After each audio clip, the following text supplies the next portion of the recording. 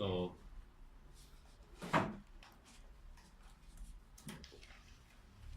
as we discussed this morning,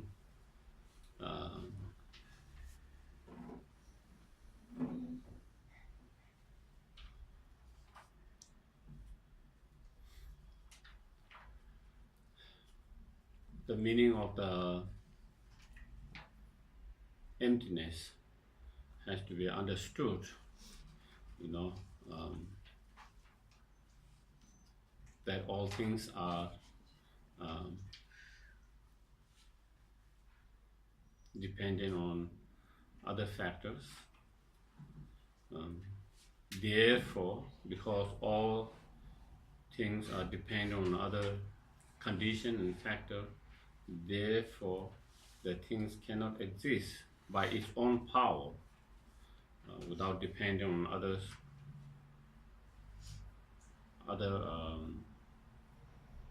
factor or conditions. And so because they are dependent on others, therefore they cannot exist by its own power, from its own power or from its own side. And therefore all the things are depending arising, depending originations. And so in that, as Nagarjuna said, there is no phenomena which is not empty, and there is no phenomena which is not dependent arising. And so what he's saying, all phenomena are empty, and all phenomena are dependent arising. And so emptiness and dependent arising, not contradicting each other's, but instead, because of dependent arising, is emptiness.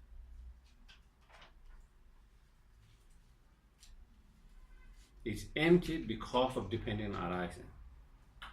Because things are phenomena, things are depending on other factors and conditions, therefore there is no independent phenomena, and therefore all phenomena are empty of independent, inherently existing from its own side, by its own power.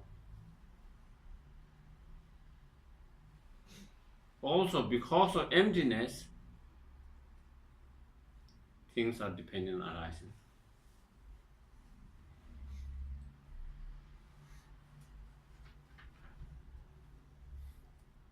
When we talk about emptiness, what we talk about, what empty of? Empty of existing without depending on other factors. And because things are empty of not depending on others, indirectly it shows that things are depending on others factors in that. And so with that we discussed about form is empty, and emptiness is form, and then emptiness not other than form. Also, form is also not other than emptiness, so we talk about that. So when we talk about dependent arising,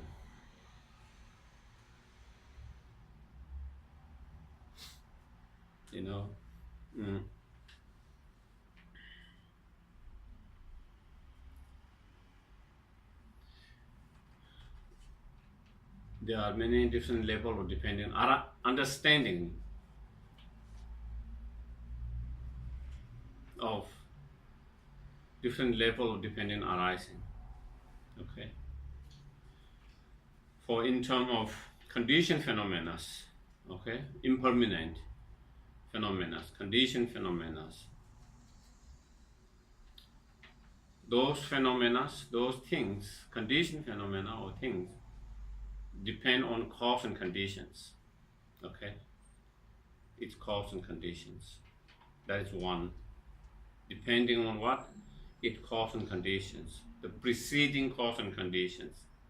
Without the preceding cause and conditions, that thing cannot exist. So in our cases, we are dependent on our parent,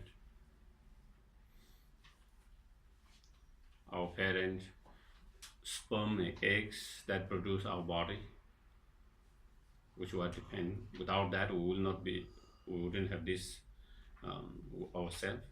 It's depending on cause and conditions, for the body, our parents' sperm and eggs, and many other factors that help us to develop our body, our brain, our mind, and then of course internal cause and conditions, our previous karma, our previous mind, all of that together, then that is dependent arising. The next level of dependent arising, not only we are dependent on preceding cause and condition, but we are also dependent on our own parts, in our cases, our aggregates. Okay, our aggregates are at the moment together with us. Without our aggregate, there is to be no. If I take away my body, my feeling, my discrimination, my compulsion, my consciousness, there is no me. I or person only exists by depending on all those aggregates.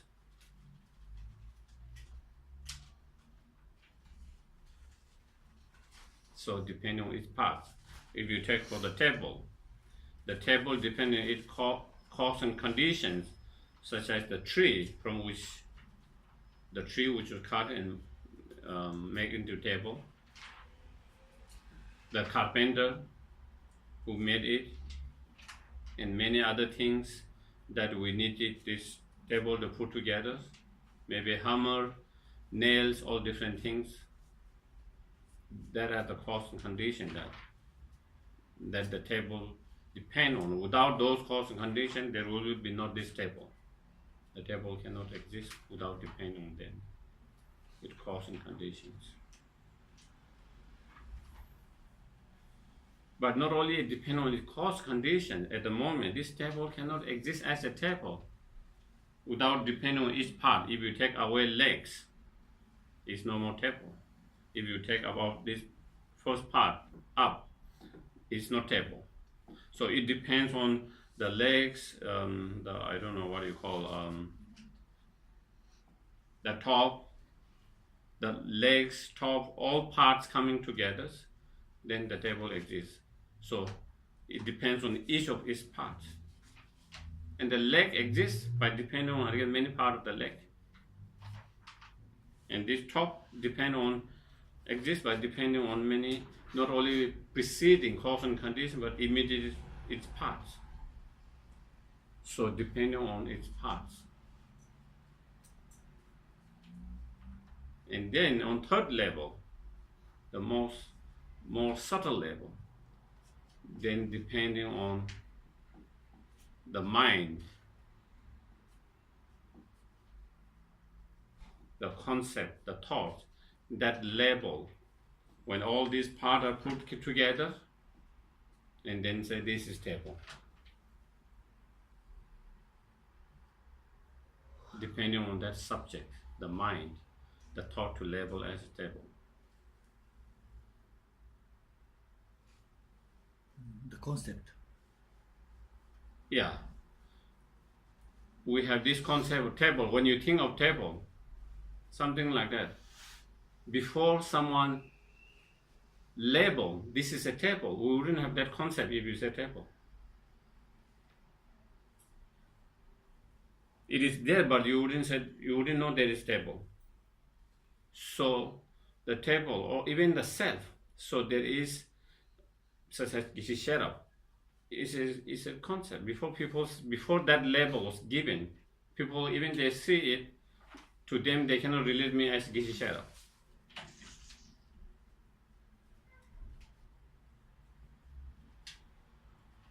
Maybe they see some figure, but not Geshe Sherab. Do you get what I mean? Yeah. But once we label as Geshe Sherab, then every time you see, oh, Geshe Sherab's there. Same with the table, same with everything.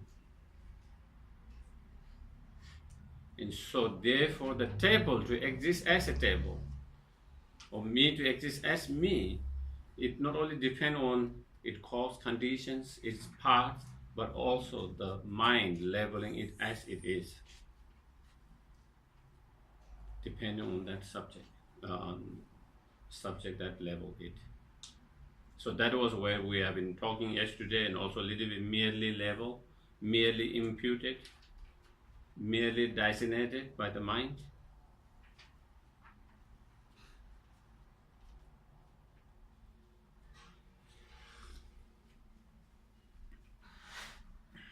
So because when you try to find so-called tableness within each of the part, you cannot find it.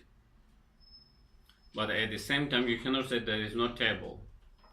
There is something that helps us to that. And so therefore table is just a merely on the basis of those things coming together, parts coming together, then it's just a label given to that, only on that level.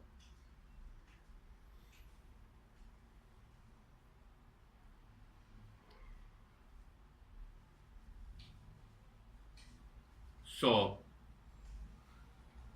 in order to understand, when we talk about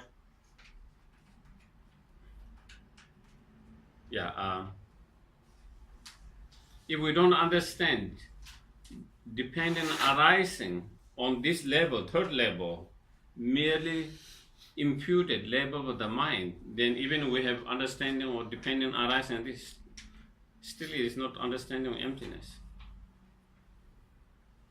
Depending on cause and conditions. Of course, it helps us to understand, bring closer to understanding emptiness, bring closer to understanding subtle dependent arising, but that understanding itself is a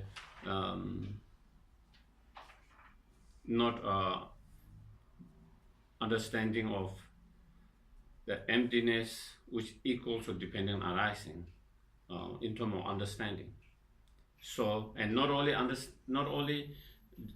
even when you understand everything depends on its parts, still it is doesn't mean you have understanding this subtle level dependent arising, therefore emptiness. But when you understand that everything does not exist from objectively from its own side, but merely labeled by mind, by depending on the mind that labels it. Because you understand there is no thing that exists objectively from its own side, but merely labeled, merely imputed. So by depending on the mind, the conception, that label, that, then when you have that understanding, then we have that kind of dependent arising. When we have that dependent arising, the subtle level of dependent arising, then that is where understanding of emptiness comes very close. Okay, so as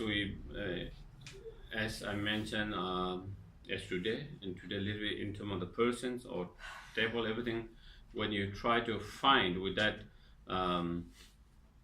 critical mind and critical analysis, the ultimate analysis, and you cannot find, but then you cannot say they do not exist at all, and then because our experience shows they exist direct. So then how does it exist? It exists by dependent arising, merely on dependent, in the sense merely it arises on the basis of merely label, merely imputed by the mind. And when you have that understanding, then we have a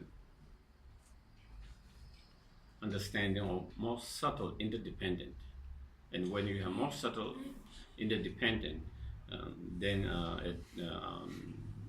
we have come to understanding of emptiness. the gross level understanding dependent arising itself is not understanding of emptiness. It helps to lead towards that. So the gross level dependent arising, it is easy to understand. Do you get it? We all kind of understand. The plant depends on its cause, condition, seed, and all that. We all understand. We all understand these tables depend on the carpenter, all of this and that. That dependent arising is not difficult to understand.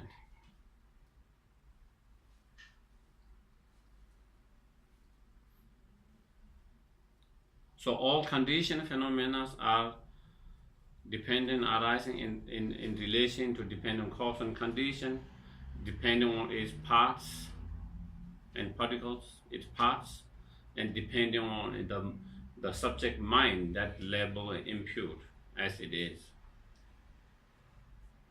Then all the phenomena, conditioned, unconditioned, all the phenomena are dependent on its parts and the subject, the mind which impute level. So that is little bit on dependent arising, because we are talking about emptiness and dependent arising. When we describe dependent arising and emptiness, we are describing same thing from different. I think it wouldn't be wrong to say it is describing same object, same thing from different perspective.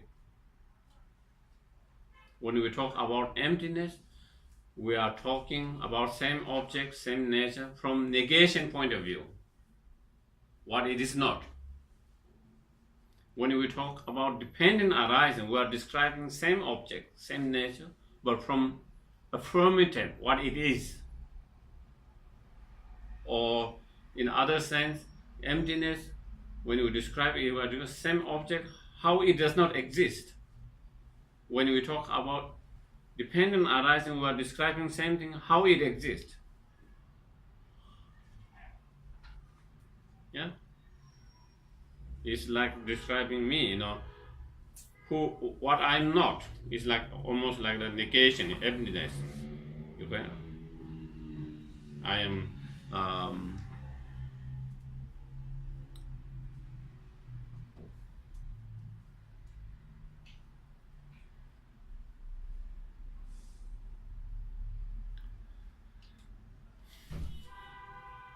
so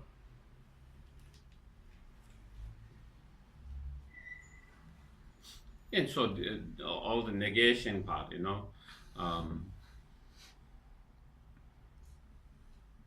to understand me better, then there is, if you understand what I am not, and then who I am, then you have better understanding of that object.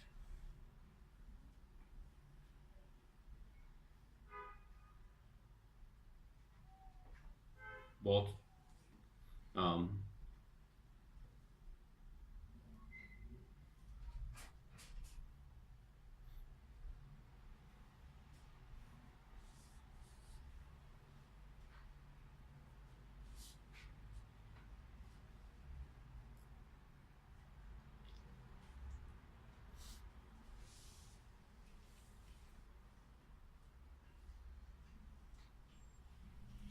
so in terms of negations, then I'm not enlightened, okay? I'm not bodhisattva, I'm not arhat,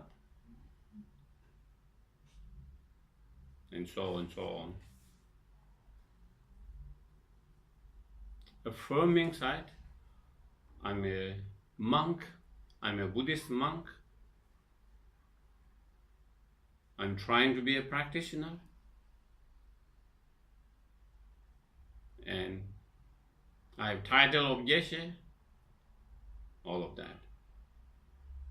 So basically it's describing same objects, same persons, but from different perspective. And when you understand both, what is not and what it is, you understand me better. But here isn't middle way. So that is middle way. Yes. But you go to the extreme. What I am not and what I am. Yeah. Where is middle way? In that way, then it is middle way because you are not just negating everything, or you are not just affirming. It's not saying you are everything good. It's not saying that is extreme. And when you say everything is bad, that is extreme.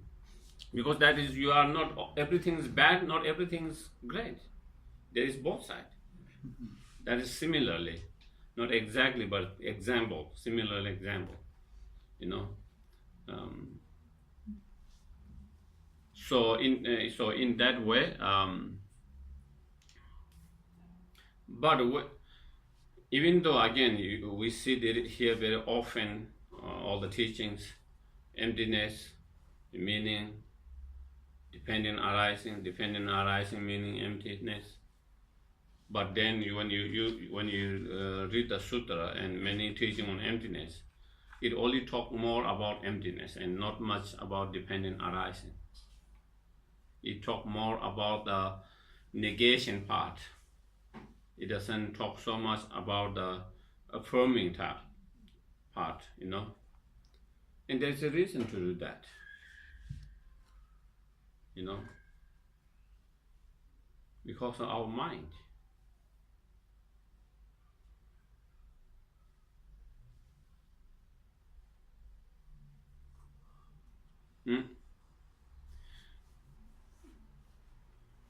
When you explain dependent arising, that clears or eliminates one extreme. The extreme that nothing exists at all. Do you get it? That is one extreme. Nihilism, when it does not exist at all. Nothingness. When you say dependent arising, it says it exists. So it clears the extreme of nihilism. When you talk about emptiness, it clears and eliminates the other extreme, internalism, where they're saying, where we believe dependent arising, not dependent, independent existence, inherent existence, existing from objective from its own side. So it negates that to extreme. But the emphasis is here. We have less danger of falling to nihilism in our everyday life. I don't have danger. There is no glass at all. I hardly think that way. I hardly have any danger of feeling nihilism, that there is no me at all. Everyday life. There is no danger of me thinking there is no table at all. Do you get it? In that extreme. But we have the danger every day. Everything we see, everything we hear, everything we smell, everything we taste, everything we touch, everything we think, truly existing object. Inherently existing object. That is very strong. Because that is strong, that has to be negated. That is why it emphasizes so much of that part, because we have that more danger. Among these two extremes, the extreme of nihilism is not so much danger in our life, in generally in our everyday life. Do you get it? When we through our meditation on practice or contemplation, if we go to extreme of nihilism, then we have to emphasize on dependent arising, so we don't fall to that extreme. Yeah, so we remain on middle way, so we don't fall in both. But at the moment, we have less danger of falling to nihilism. Our danger is always this other extreme, internalism, always thinking everything exists inherently. Everything exists independently. Everything exists truly from its own objective side. And so that extreme has to be negated and abandoned and destroyed. And so there, but the emphasis is very much on that part.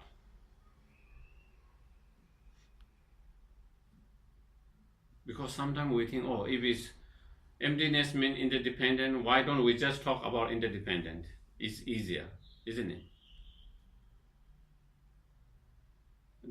The reason why it do is because that we have more danger of this extreme than other extreme.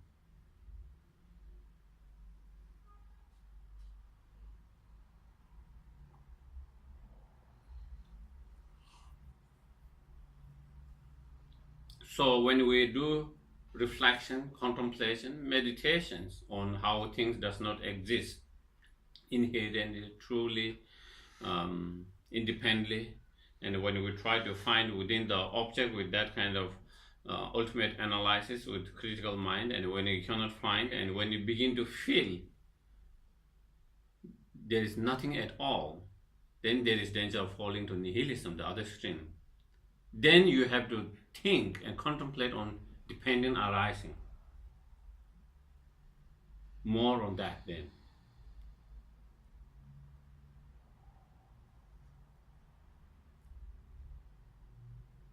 Hmm?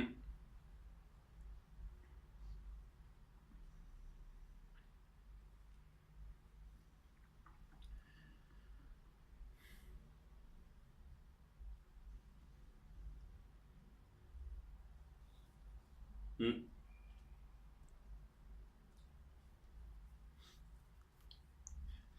So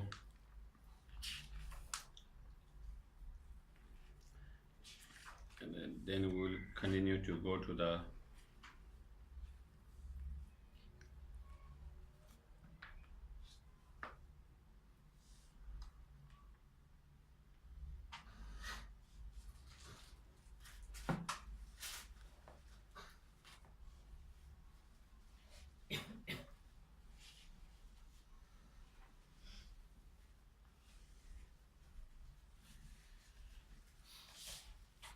so then going back to the Heart Sutra itself where we left.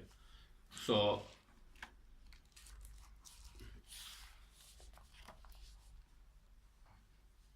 this morning we described about these 8, profoundness, all phenomena, emptiness, without characteristic, unproduced, unceased,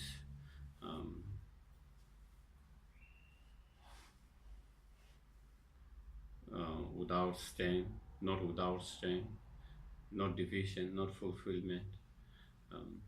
Through that explaining the path of seeing, we talk about the path of seeing.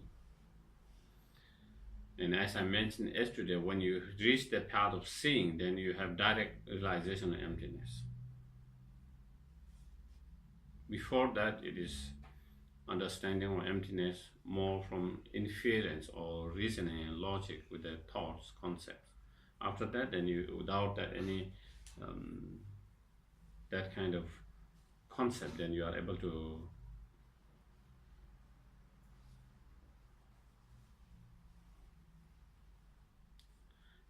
see or understand or realize emptiness directly.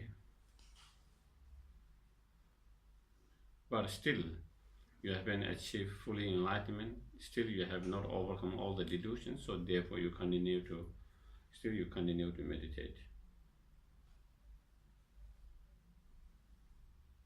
Still, you need to continue to meditate.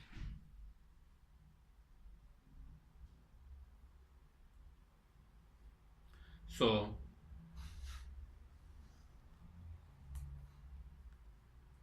by realizing emptiness, it doesn't. We have to remember and understand. Just by realizing emptiness, immediately it doesn't mean that all the delusion will be gone. Okay. When you have understanding, realization, and emptiness, then your ignorance will become more weak. Still it is there. And over the path, as we progress, it becomes more and more weak. And then it produces less and less delusions, or more gross level of delusion, but still there is subtle level of the delusions. So it doesn't mean it go immediately, but we are in the right path. We have found the medicine, cure, but you have to take the medicine for a long period. Do you get it? Like even when you are sick, you find the right medications, but by taking one time, it's not going to cure. You have to take that medicine continuously for maybe months, years, maybe sometimes whole life, or many years to cure it fully. Same thing when we have realization and emptiness, we have found the medicine, the cure, and then we continue to take that through meditation and practice again and again, and slowly, So at the very beginning, maybe our delusions are very, very intense, and when we have that understanding, it becomes less intense, slowly. It's there, but it's less intense. Maybe in the very beginning, our delusions, like when I'm angry, it could last long time. But when you have that understanding, we have, but it doesn't long last. Like that,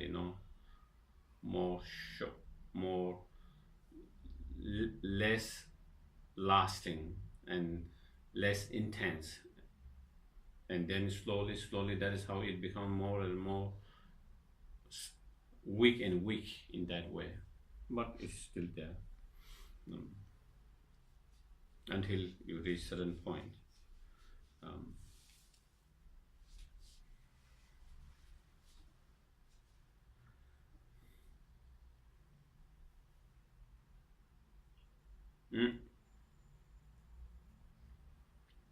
Then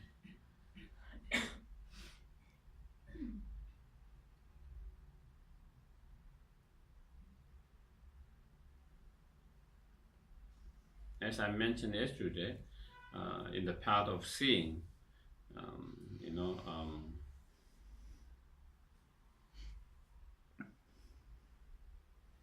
there is a meditative equipoise and post-meditative equipoise. During the meditative equipoise, the practitioner or the bodhisattvas on the path of seeing is in that meditative state totally. That person is totally in a meditative state of emptiness, meditative equipoise, emptiness, without any others appearance in that meditative state. Only that appeared in that meditative state is emptiness, nothing, no other things appears. And then the bodhisattvas again come out of meditative equipoise or meditative state, equipoise state. Then again have to engage in other practices, as I mentioned, other perfections, and accumulating merit, so forth. So when they come out of meditative state, then everything they see, everything they hear, everything they smell, everything they taste, everything they feel, everything that appear to their mind, everything appear to them naturally as like a dream state, like a dream-like state, like an illusion. That happens naturally because through the power of their meditations. So when everything appear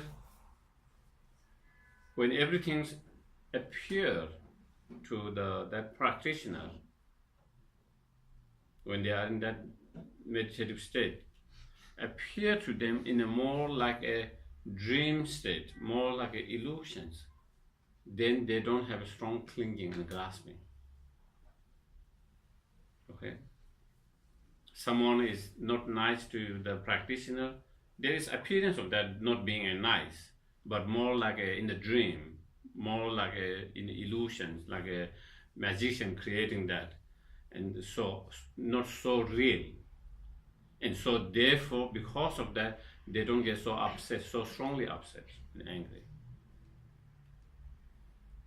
And when they see beautiful, nice objects, attractive object, even though there is appearance of that beautiful, pleasant, attractive objects, but again that object appear more like in a dream, more like an illusion state, and because of that, it doesn't appear so real, like it appears so real to us at the moment. And because it doesn't appear so real, and then you have less clinging, grasping, less attachment. That is how. So in meditative equipoise, where they are in meditative equipoise, on meditation on emptiness, that is what the term they use, they call is space like emptiness meditations. Okay, and these meditations, when we try to see everything like a more like an unreal, more like a dream state, more like illusion, then that is called illusory like meditation on emptiness. And so you kind of alternately do that practice. But for us at the moment, that doesn't come naturally. Okay, I see you, to me you see so real. I see the glass and the water, I see, I feel, and I believe it is so real. And same with everything. And so when there is something not nice, I feel so real or unnice, then I have aversions, disliking. And when something pleasant, beautiful, attractive, nice appear to me, it's so real. And then we are more attracted to that, and then we have more grasping and attachment towards that. And so in our practice, in training, what the training is we do is we try to remind ourselves, because it doesn't appear naturally to us like that, unlike like that bodhisattva in that. So we have to remind ourselves all the time, oh, it's like a dream like, it's like an illusory like.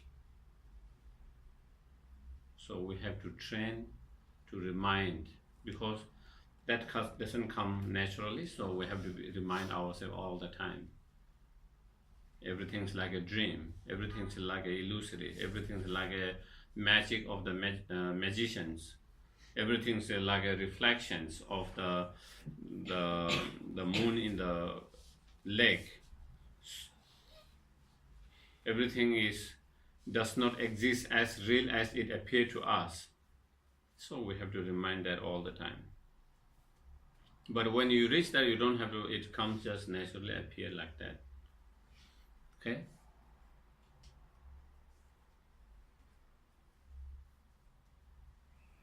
Then, in the path of seeing, then you overcome the gross level of delusion, as I think I might have mentioned yesterday, what called kuntab, fabricated or imposing delusions. And then you have, after you have overcome that gross one, then you need to work with the more subtle level of the delusions. And so then you started to And next, then you have to train in order to that in the path of meditations, the fourth path. Train, practice in the path of meditation. And so next one here in the sutra, then it explains of engaging in the path of meditation. And so here that is where it says Shariputra, therefore in emptiness there is no form, no feeling, no discrimination, no compositional factor, no consciousness. So from here then it is explaining how to train and practice in the path of meditations.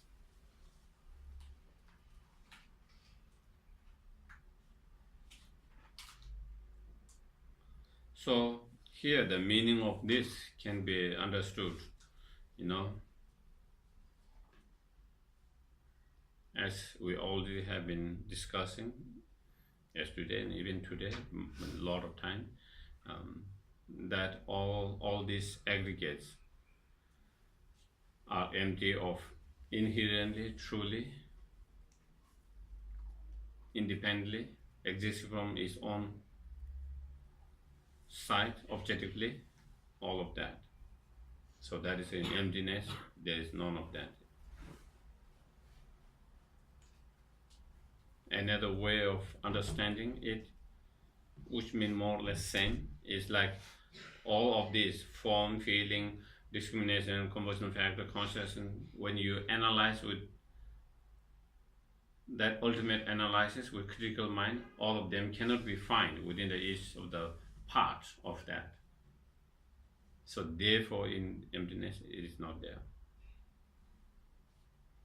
Because you cannot find them within the basis of the parts by ultimate analysis or critical analysis. So therefore in emptiness or in ultimate level they do not exist. Okay? But of course they can be found on conventional level if you analyze it. And therefore in conventional level they exist. So when we analyze, there's two types of analysis: conventional analysis and ultimate analysis.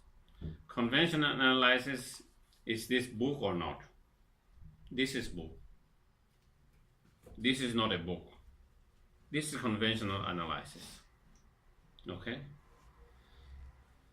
And when we say whether this book exists or not, on conventional level, if we that kind of analysis, we can say it exists. But ultimate analysis is not like the ultimate analysis. What is the book itself? Can you find the book within each of those pages, each of those letters? What is the book? Is the page the book? Is the letter the book? Is the all of that? So when you do deeper analysis on that, then that is, and so since in ultimate analysis you cannot find, therefore it is not ultimately existing. Absolutely not existing.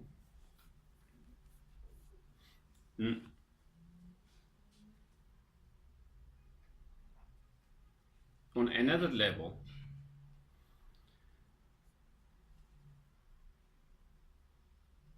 when someone have direct realization of emptiness, and when they are meditating on emptiness, and when they are in that meditative equipoise, totally in emptiness meditations, very deep,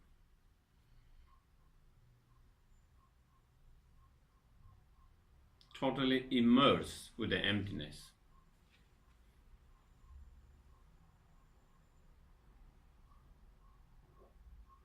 then in that meditative state, to that practitioner's mind, in that mind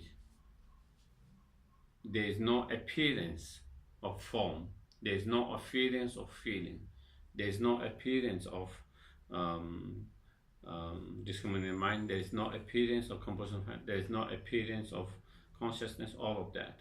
And therefore, that is why in emptiness, there is no form, no feeling, all of that. Because in that mind, which is totally immersed with the emptiness, totally into that, all these conventional phenomena dissolve. Only that cease, only that appear to that mind is only emptiness.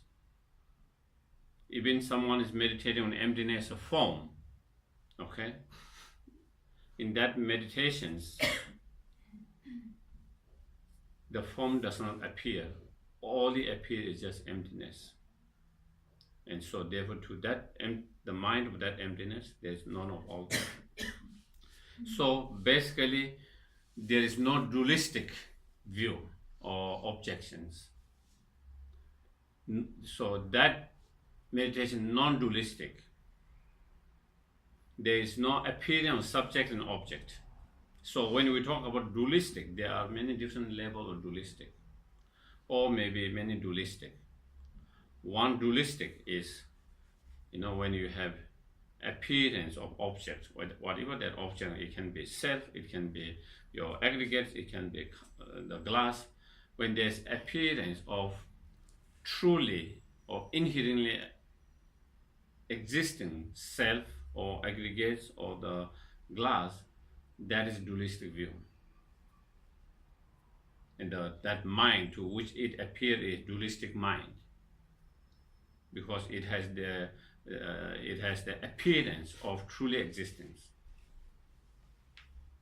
Not only that, when there is an appearance of subject and object, the mind which is meditating, the object of the meditations, when there is appearance of subject and object, also is dualistic. Okay? So, at the moment when we try to meditate, we still have that dualistic view. We have this mind which is trying to meditate on emptiness.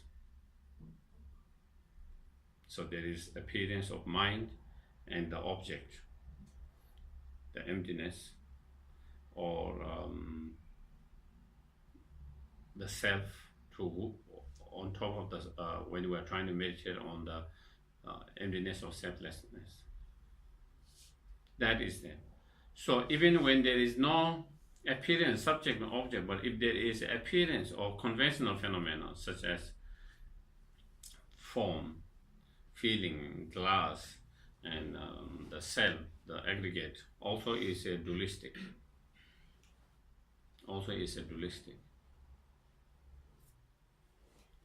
So therefore, in that meditative state, meditative equipoise, there is no appearance of truly existing objects, there is no appearance of subject and objects, and there is no appearance of even the conventional phenomena. All this dissolve in that state of mind.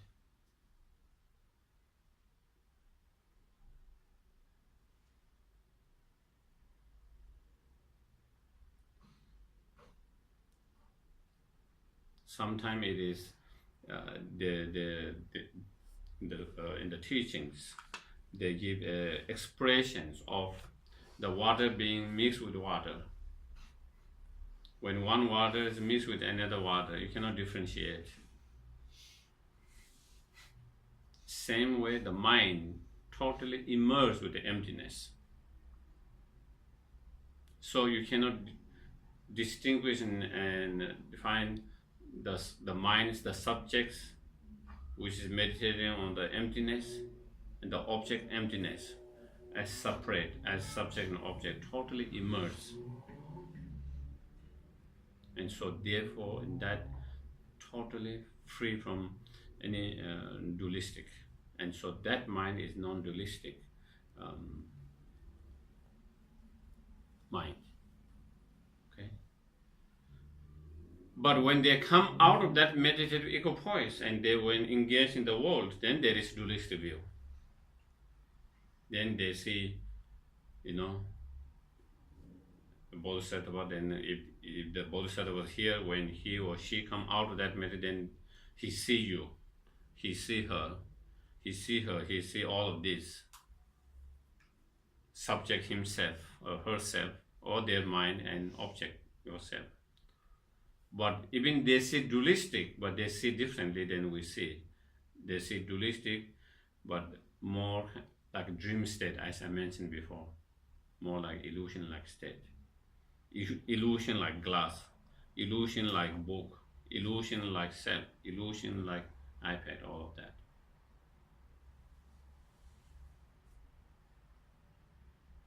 Are we clear? Yes.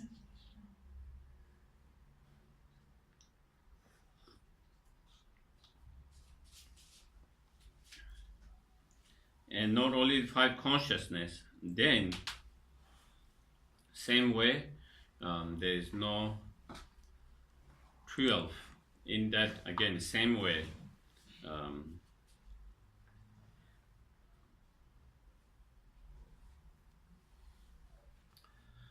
the 12 senses. So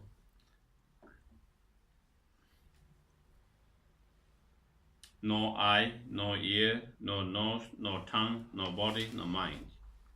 So the subject, the six subject, and then the six objects. No visual form, no sound, no odor, no taste, no object of touch, and no phenomena.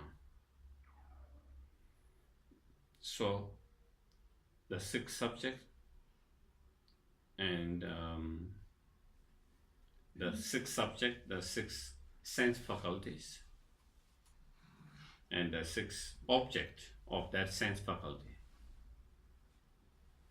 Okay, visual form is the object. Our eye sense faculty is the subject, and same with sound and the ear. The sound is the object. The ear sense faculty is the subject. So with each of that, the 12, the six objects and the six subjects, what we call 12 sense faculty or sense sphere. So not only the five aggregate, also all those 12 are also in emptiness. You can find them. Again, same understanding, you know. They all are empty of inherent existence, truly existing, independent existence. And in a meditative equipoise, none of those objects appears or exists in that mind. Or all of those objects, if we use ultimate analysis with a critical analysis, then again they cannot be found within any of the objects or any of the parts. Not only that, then the 18 elements also does not exist that way. So in emptiness also, not only the 12 sense faculty, but also the 18 element as well. And so therefore there is no I element, so up to including no mind element. So like similarly, you know,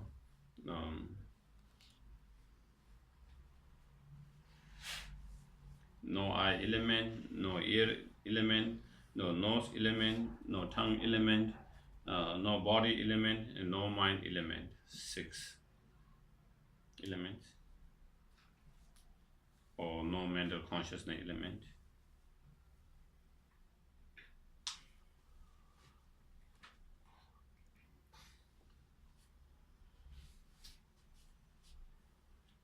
So here, even though it is so 6 element and then 6 visual, 6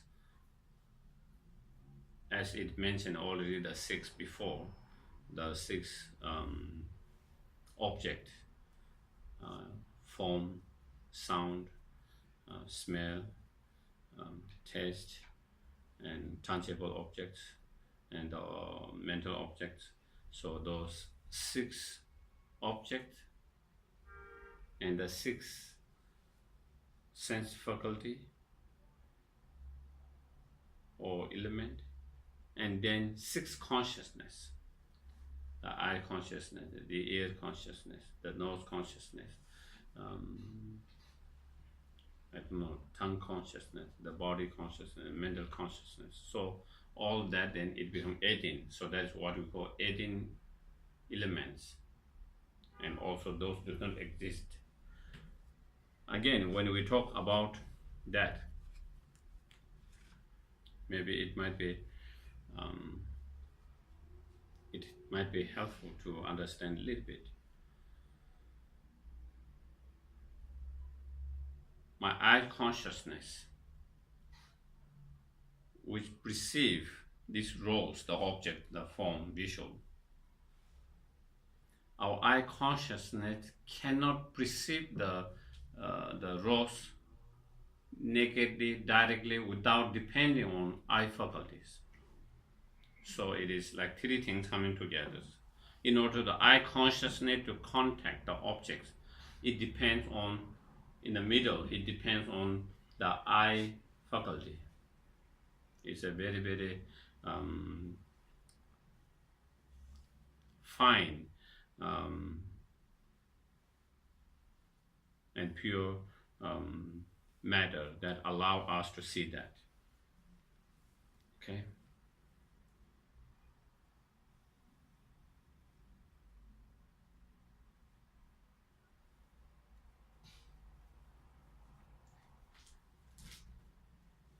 So the eye consciousness perceiving these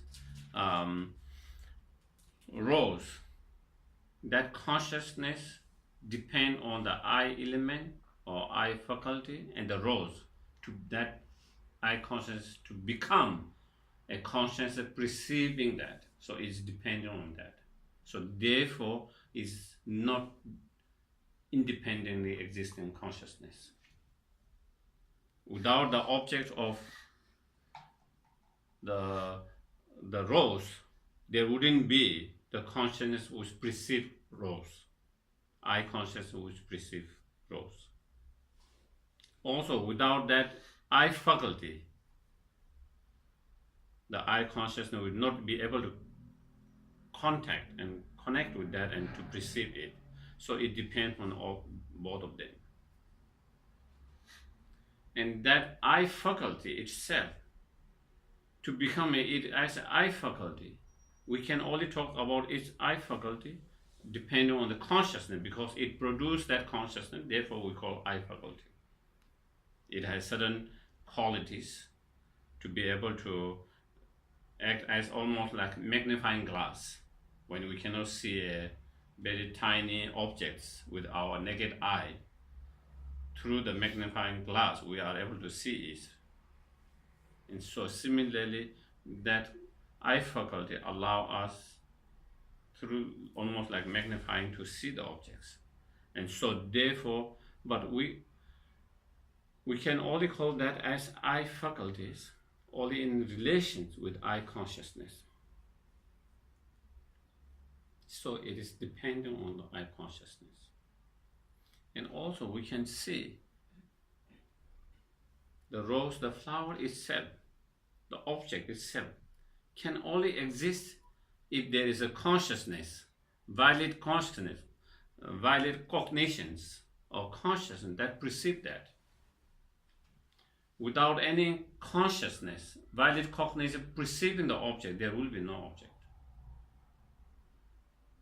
So they are dependent on each other.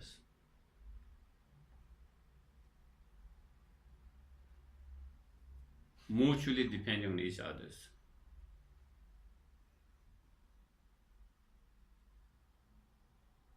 So therefore what it shows is, again, all of them are interdependent, interrelated. and they all function in relation with that. And what explained is the eye consciousness, the eye faculty, the form, the rose itself, all of them are empty of dependent arising, independent existence. None of them can exist independently without depending on all those other factors. And then that is same with each of those other elements.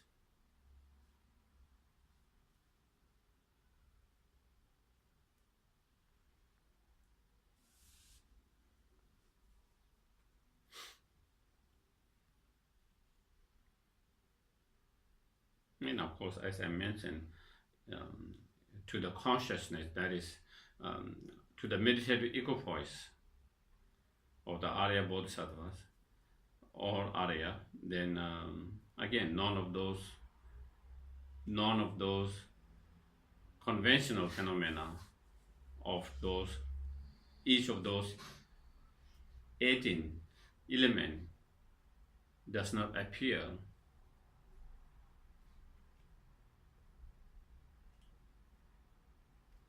Therefore, for that mind, they do not exist.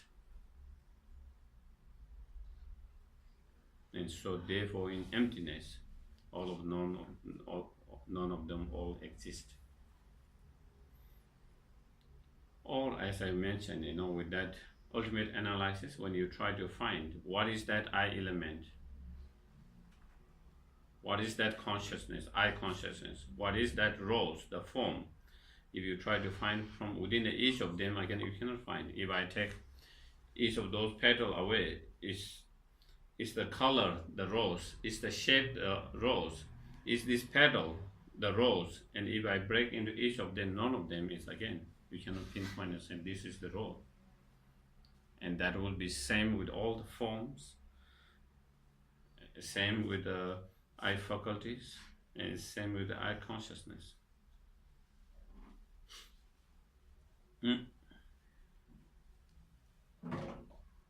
So then, not only that, then there is no ignorance, no extinction of ignorance. So that explains the evolution of the samsara. How we get caught up in samsara, the 12 link.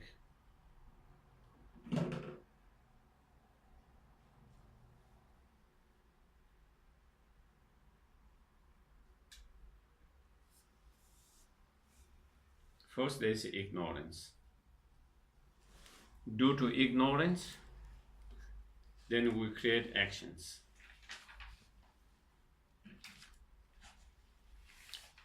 Due to creation of the actions, the karma, that imprint is left. That imprint of actions or karma is left within the consciousness, mind stream consciousness. So, the link of ignorance, link of actions, the link of consciousness. And at the time of death, this seed that has been imprinted, left, is activated by craving and grasping attachments. So that seed is activated, craving, and then as craving get more stronger, intense, grasping. And then through grasping, existence. And when the seed has been fully activated and ready to produce the result next moment, because all the cause and condition have come together now. The seed is here. Due to this farmer, the seed has been planted in the farm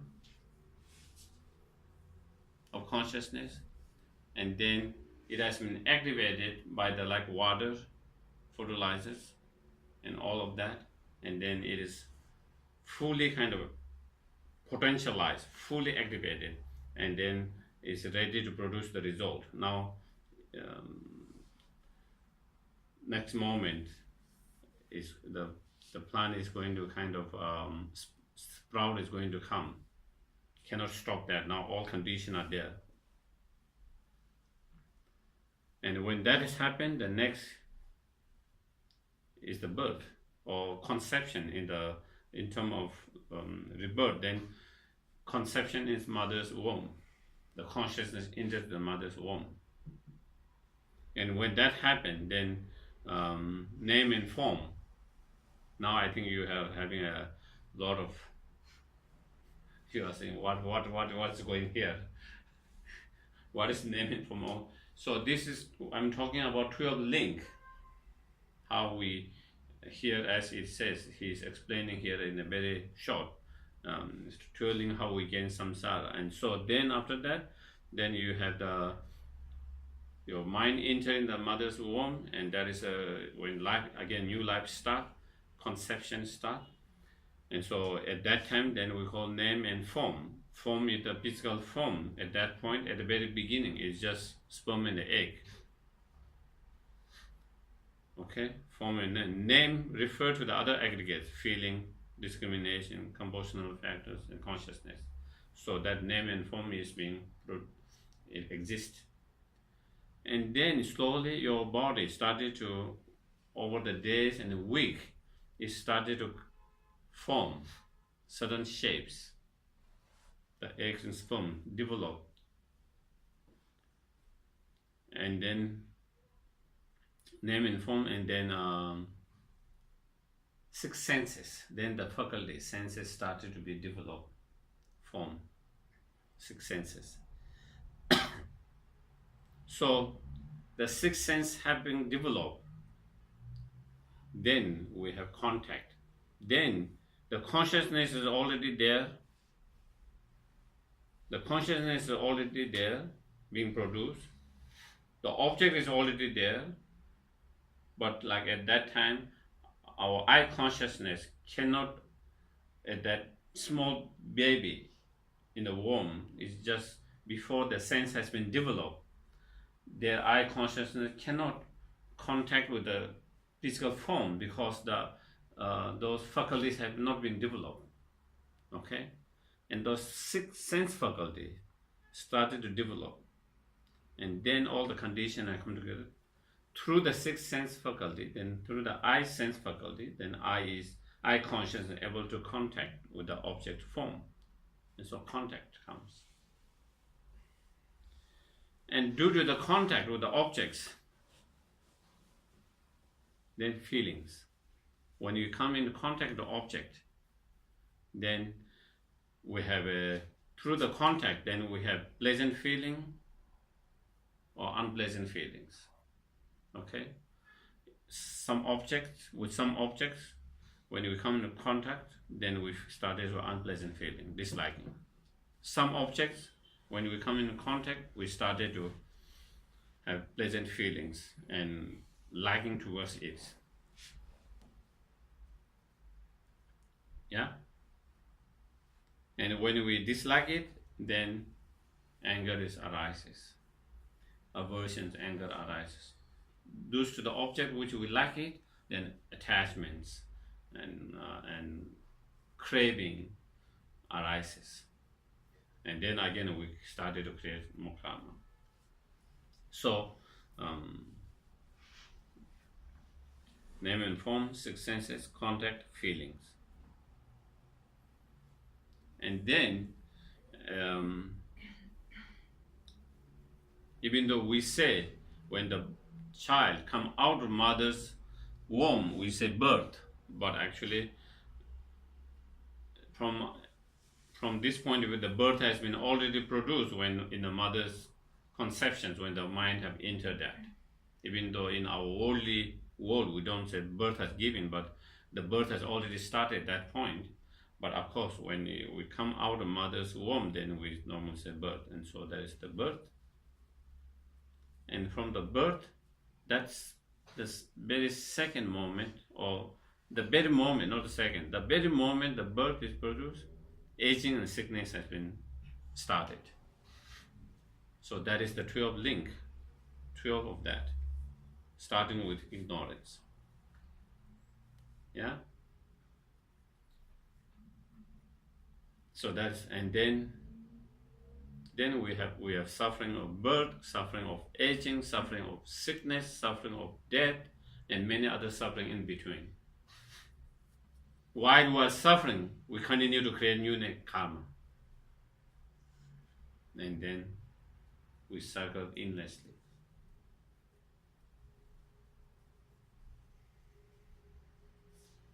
But all these are on conventional level, on relative level. Okay. On ultimate level, there is no ignorance. There is no actions. There is no consciousness. There is no craving. There is no grasping. There is no existence. There is no name and form. There is no six senses. There is, on ultimate level or in emptiness, there is no contact, there is no feeling, there is no birth, and there is no aging and death, and all of the suffering. So therefore here it is saying there is no ignorance and no extinction of ignorance up to no, including no aging and death, and no extinction of aging and death. So there is no evolutions from in emptiness, or from ultimate point of view, there is no evolution of the samsara, starting from ignorance to the aging and death. No extinction of ignorance to no extinction of aging and death. That explains the reversing the path that reverses the samsara. Okay, the path that reverses the samsara. So when there is no ignorance, then there is no action created by the ignorance. When there is no actions created, then there is no imprint left of that action to the consciousness. And when there is no consciousness that carries the imprint, or the seed, karmic seed or imprint,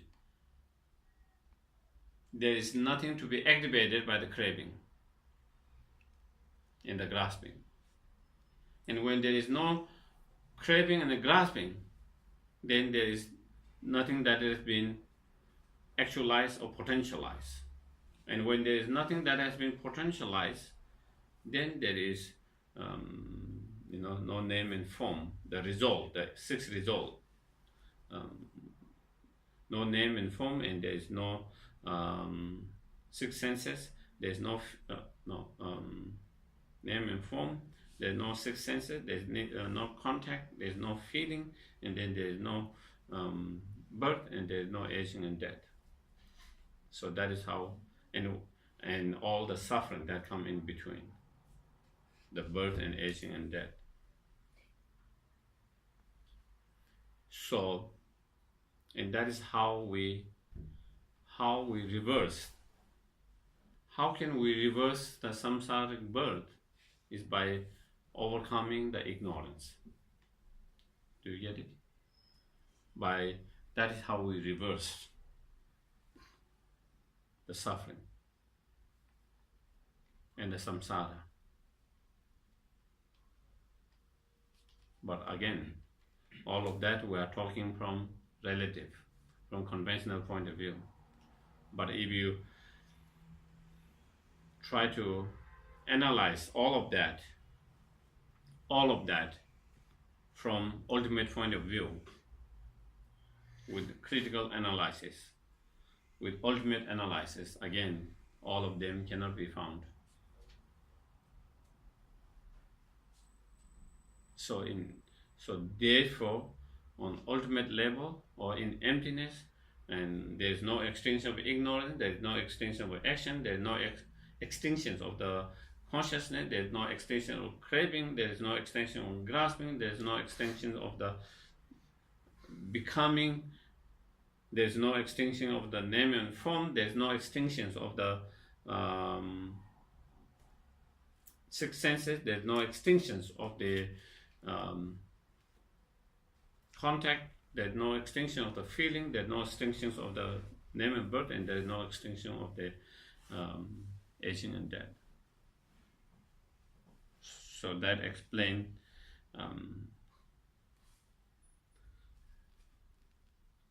on conventional level, due to many causes and conditions, many factors, there's an evolution of samsara, and we get caught in samsara, as well as by changing those causes and conditions, by transforming those causes and conditions, we can reverse that.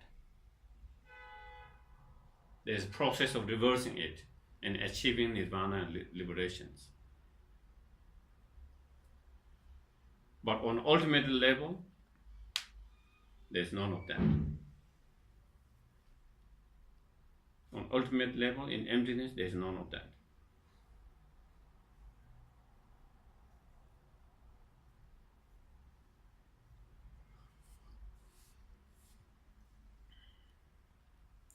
And then next, the Four Noble Truths. Similarly, there is no suffering, origination, cessation, and path.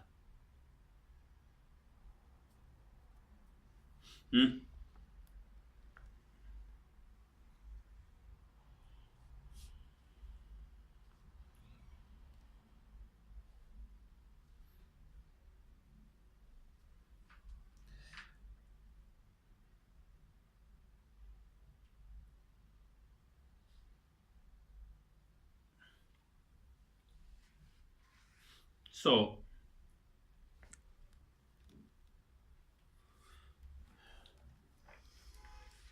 on conventional level, there is suffering. We experience suffering. That is our direct experience. We cannot deny that.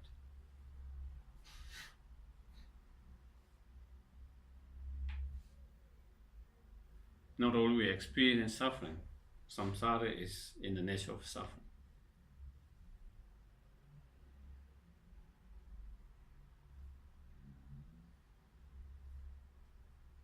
And that suffering comes or arises due to its cause, origins, the karma and the delusions.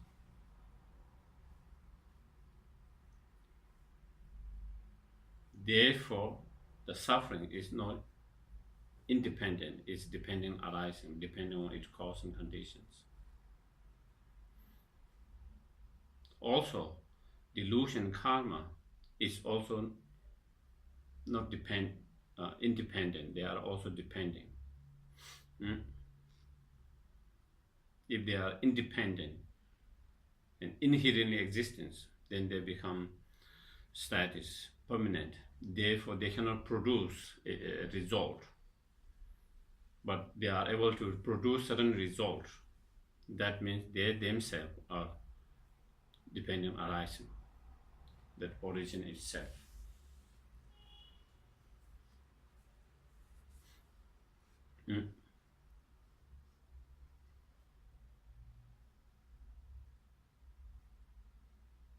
By changing that, by overcoming,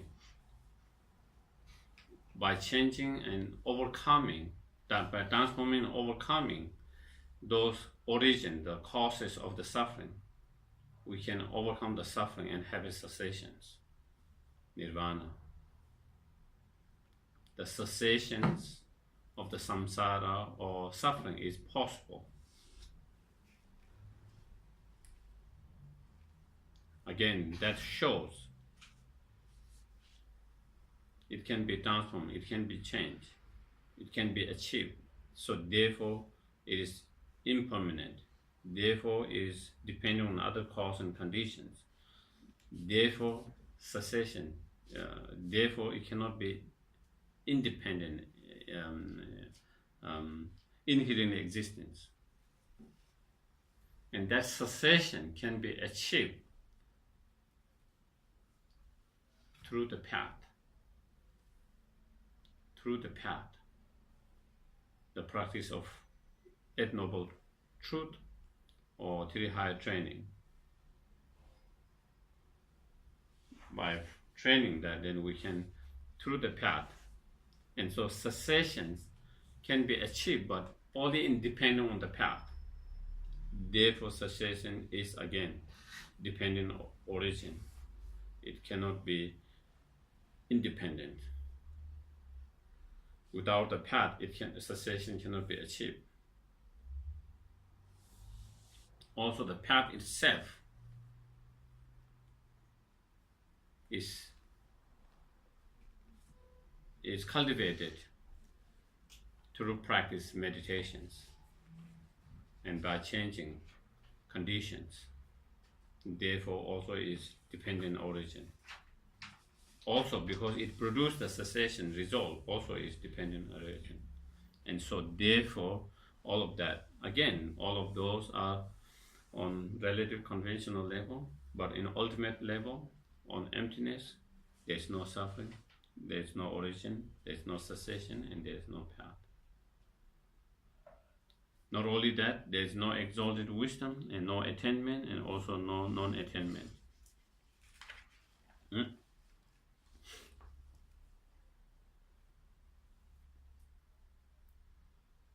So,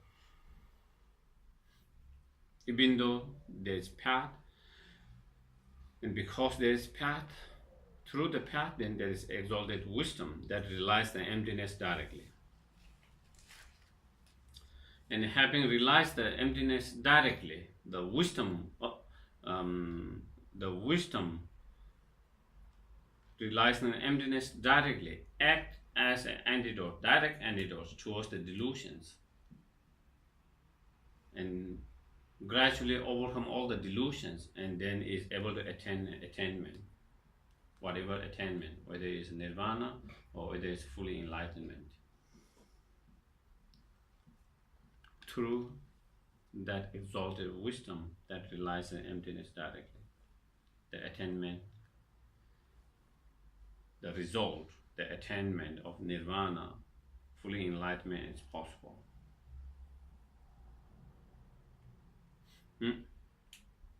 But on ultimate level, in emptiness, there is no exalted wisdom, neither there is attainment. Not only there is attainment, there is also non-attainment. So you cannot talk about